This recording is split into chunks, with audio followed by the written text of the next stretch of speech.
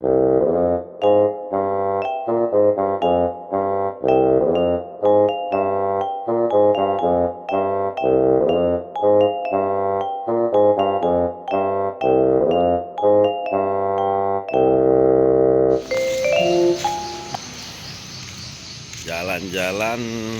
di kota Lok Sukun di pagi hari seperti ini, sepi sekali teman-teman. Sama teman saya ini Pak Geshi ya, yang mana-mana dia selalu mendampingi saya ini teman-teman. Kawan akrab. Ya. Ana urang bagi Lok Sukun bunga anu ah. Anak kayak kan ya. Pandai lagi kia bet kai mana. Dah minta baju bung dah punya anak apa baju ni. Hai kai nak bentang tepi. Ai nan toko. Apa toko? Tahu dia belum? Ya warnanya ada. Ada. Anak dia ya ni. Kayak apa? Ada minyak dah ni kena. Ana. Ni baru minyak kena. Ya. Ni baru minyak Lok Sukun. Mana ketan ada? Ha?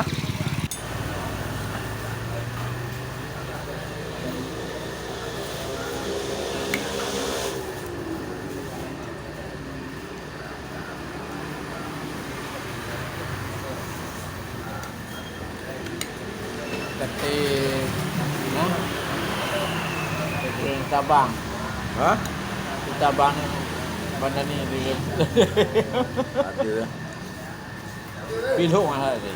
Ha? Rumah. Pada tu. Rumah.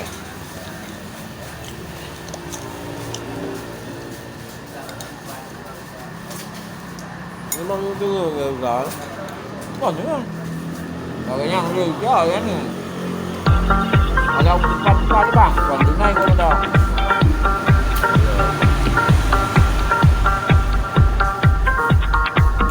Ya jalan lah. Bang anu jauh tu menengah tu ai ku dia ni.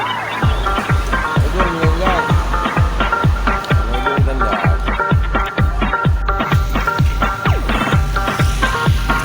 Kawasan kota Lok Sukun.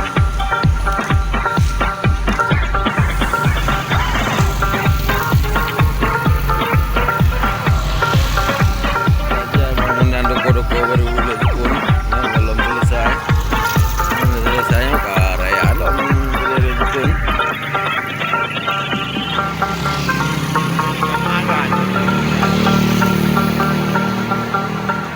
Ini nak mentang tepi kalau enggak ramai. Ya awal dah saja. Nah, ini sudah mau sampai ke ini ya. Pasar pagi.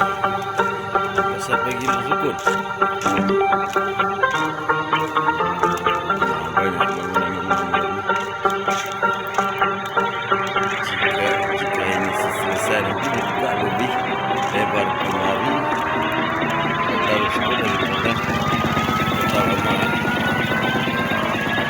Ini kawasan pasar ya.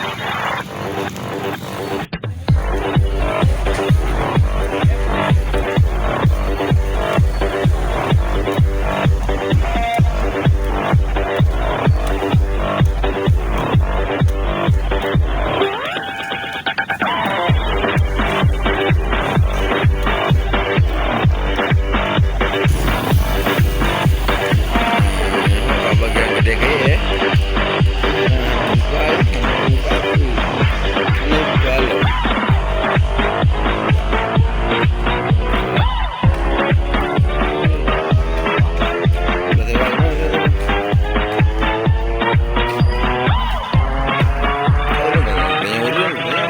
Gede tu pun. Baik, kalau lega gede ya. Naik kalau dulu. Ya. Oh, ya, bertengkar lah.